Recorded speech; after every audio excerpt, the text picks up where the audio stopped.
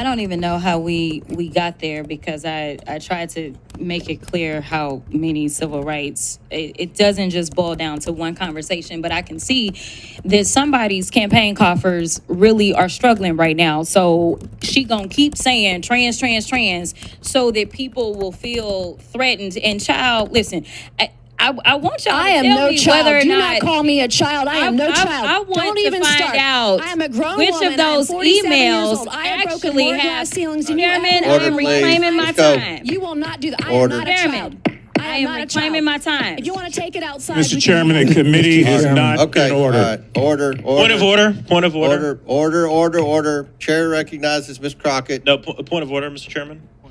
State your point. Is it allowed in the rules for a member to incite violence against another member? I mean, she said she wants to take it outside with. Hey, I have the Crockett. First Amendment right too, And young so man. I have the I'd like First those Amendment words right. to be I'm not taken gonna be a down. child. I I'm am not gonna moving be to have called a those child words by taken any of down. you. I believe it's against the rules to Going incite outside doesn't violence incite against violence. another You have a member of conversation Congress. that isn't. The committee will interrupting this suspend. committee. The member will state the words he wishes taken down. Where she said that we can take it outside, which is direct violation against the rules, inciting violence against another member. Okay, y'all, this hearing got wild. Nancy Mace tried to come for Jasmine Crockett, calling her a child, tossing out cheap campaign rhetoric, and even saying, "We can take it outside." But Crockett wasn't having it. She clapped back, demanded her time, and then turned the whole debate on its head with real facts, exposing exactly how Republicans are failing women in this country. So let's break down the chaos, the insults, and the mic drop moment that showed why Democrats are fighting with truth while Republicans are just chasing sound bites. How does that incite violence? Mr. Chairman, there are, if I might point out, Mr. Chairman, there are decorum rules in the House of Representatives. And the two parliamentarians are discussing this right now. We'll suspend for a second. All right. The chair's going to make a rule. What the gentlelady said was, we can take this outside if you want. And Okay, so- that could mean you could go outside and have a cup of coffee or perhaps a beer, or, I mean, we have Seriously, Mr. lots of Chairman. conversations outside. Mr. So I'm going to rule that that it was just that it's okay.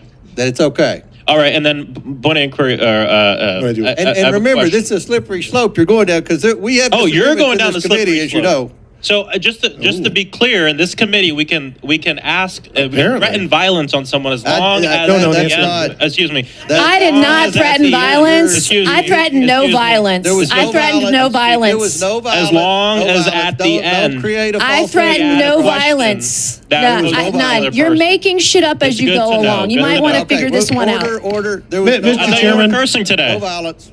Mr. Chairman, No violence. I'm going to appeal the ruling of the chair. Mr. Chairman, I'm gonna Mr. Chairman, I have appeal the ruling of the a point of chair. inquiry. And I apologize because I had a meeting and came right down. Is it true that Ms. Mace was belittled by being called a child? Is that against our rules? I would have to look up the rules. I don't know that it's I'd like to specifically in appeal the the rules. word We for it. asked for proper Well, decorum. can we strike asked it then? everybody I'd like to have it involved. stricken. Okay. I'd There's have Ms. a Crockett's word stricken then. there's a motion. You have a motion, Mr. Frost? I move to appeal the ruling of the chair. There's a motion to appeal the ruling of the chair. Chair recognizes Mr. And then Gosar. there's I also move a to motion table. to strike words, Mr. Chairman. I move to table, Mr. Chairman. There's a motion. Motion to take down words, sorry. There's a motion to table. The motion is not debatable okay, the motion is not debatable. All those in favor of, what's the, okay. We're going to vote on the motion to table by Mr. Gosar, to table Mr. Frost's appeal. So the motion is not debatable. As all in favor of Mr. Gosar's motion to table Mr. Frost's amendment, or motion signify by saying aye. Aye. All those opposed say no. No. In the opinion of the chair, the Mr. ayes Chair, I have ask for a it. recorded vote. The motion is agreed to. A recorded vote is ordered. The clerk will call the roll. We have to do that right now. Clerk will call the roll. Would the clerk report the tally? Mr. Chairman, on this vote, the ayes are 22, the nays are 17.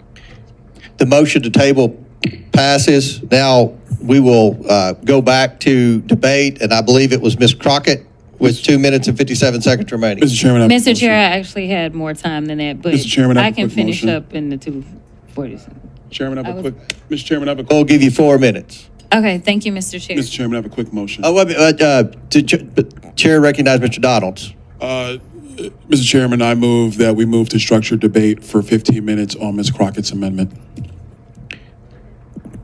Motion and second to structure debate for 15 minutes. All those in favor signify by saying aye. Aye. Any opposed? No. No. Motion passes to limit debate to 15 minutes. Mr. Chair, I'd ask for a recorded vote. Really? Yeah.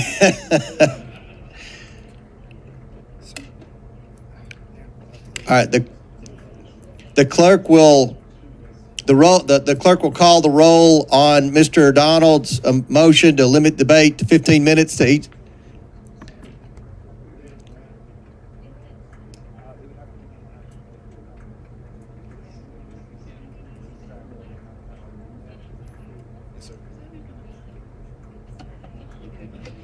Parliamentary inquiry, Mr. Chairman. Are we in the middle of debating this motion? I don't believe it's debatable, is it? It is debatable. It's debatable. Yeah, the motion debate is already passed. I apologize. So now we're on the vote to the clerk's calling the vote. Right, So- a recorded vote. Recorded vote Thank you. on Mr. Donald's motion to limit debate to 15 minutes. All right, the clerk will report the vote tally.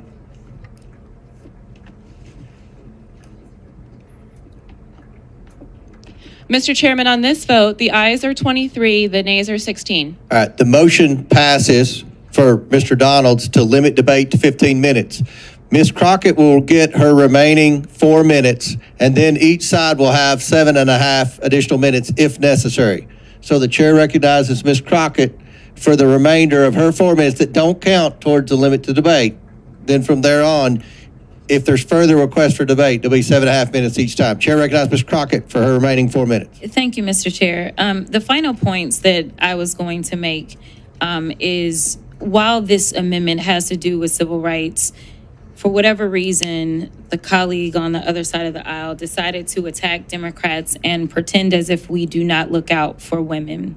And I want to be clear that it's Democrats that were pushing for the Equal Rights Amendment, and I don't recall any Republicans supporting us having the Equal Rights Amendment. I also want to make it clear that just because someone fantasizes or wants to be dramatic about the idea of someone could be a quote unquote man in a locker room or in a bathroom, I've yet to hear an actual testimony of someone who, for whatever reason, has experienced this in real time. But I can tell you some real numbers and some real facts, because I don't like to live in fantasy when I'm talking about how I'm going to govern for the American people.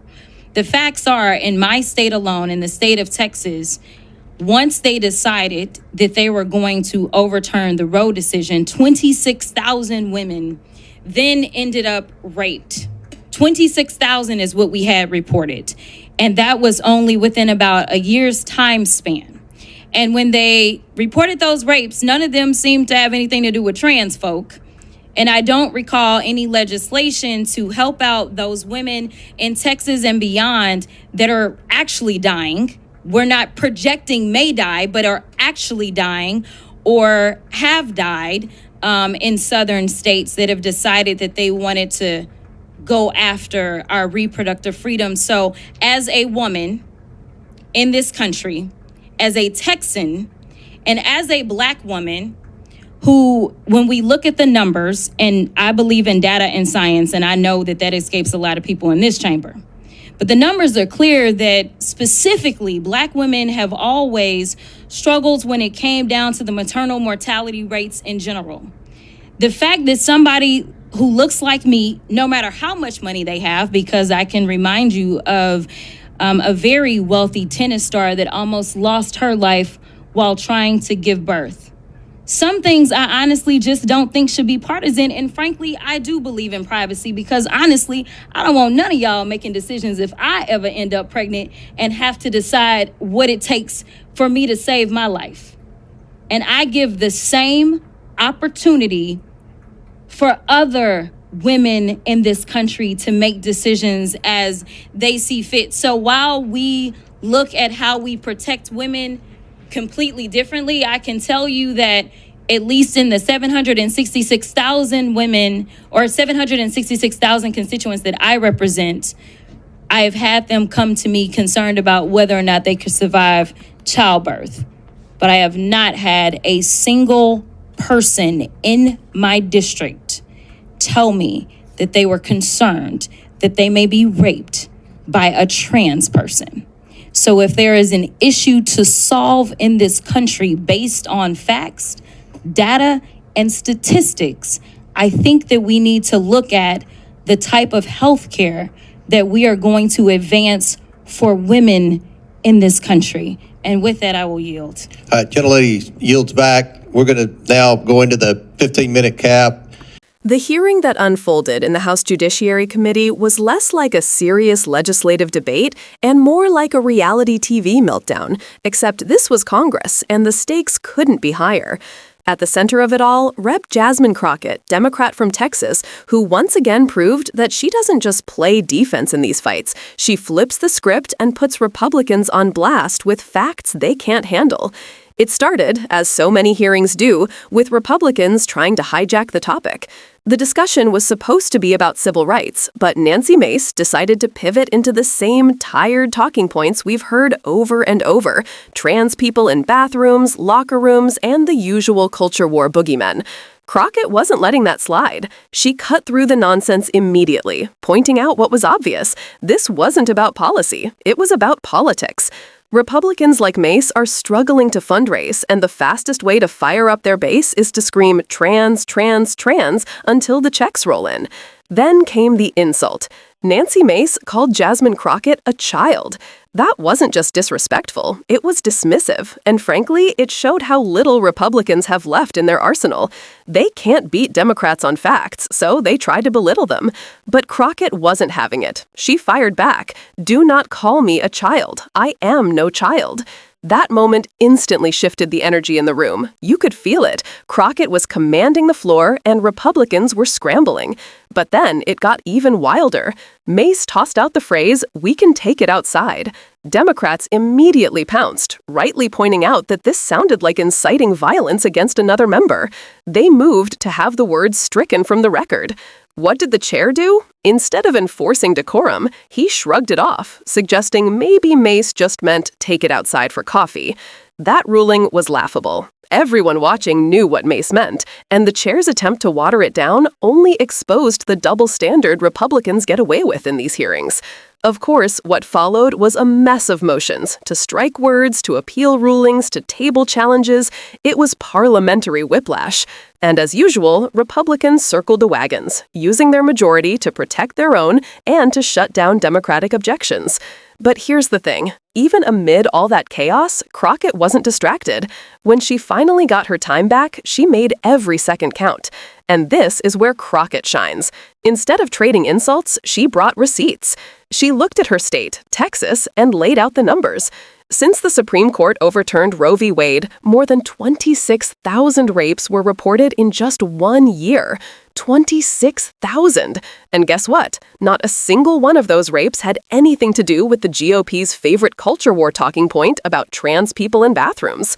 The real crisis, Crockett said, was women being denied health care, being forced into pregnancies, and dying because of Republican abortion bans. She didn't stop there. Crockett highlighted the maternal mortality crisis in America, a crisis that hits Black women especially hard. And she made a point that cut deep. Even wealthy women, like one of the world's most famous tennis stars, nearly die giving birth in this country. If money and status can't protect women, what chance does the average mother in Texas have when Republicans gut reproductive rights and restrict access to care? This was the moment where Crockett drew a sharp line. Republicans want to talk about fantasy fears. Democrats, like Crockett, are talking about facts, data, and the real dangers women face. And let's be honest, that contrast could not be clearer. On one side, you have fear-mongering about bathroom signs. On the other, you have Democrats fighting for women's lives.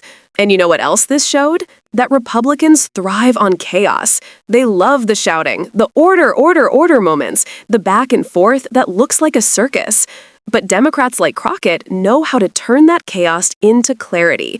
She used the mess to her advantage, cutting through with plain truth. Women are dying, families are suffering, and Republicans are too busy chasing soundbites to care. Let's talk about what this says about the GOP strategy. They're not here to govern, they're here to perform. Insults, veiled threats, viral clips, that's their brand. But Crockett reminded everyone that Democrats are still doing the work. She showed up with data, with compassion, with policy priorities rooted in reality. And that's why Republicans hate it when she speaks, because she exposes their game for what it is. Now, let's step back. Why does this matter beyond one chaotic hearing? Because this is the fight Democrats will keep facing in hearings, in debates, and in elections. Republicans will keep throwing out distractions. They'll keep trying to bait Democrats into fights over nonsense. But when Democrats, like Jasmine Crockett, come armed with facts and refuse to back down, the contrast becomes undeniable. It's Republicans yelling, "Child," and "take it outside," versus Democrats demanding health care, dignity, and freedom for women. And here's the truth, voters see it. They see who's fighting for their rights and who's chasing culture wars. They see who's working for solutions and who's working for sound bites. That's why moments like this matter so much. They aren't just committee fireworks, they're windows into the future of our politics. Jasmine Crockett proved something in that hearing, that Democrats can stand tall, take the hits, and still come back with a knockout blow rooted in facts. And in the long run, that's what wins. Because chaos burns bright, but truth lasts longer.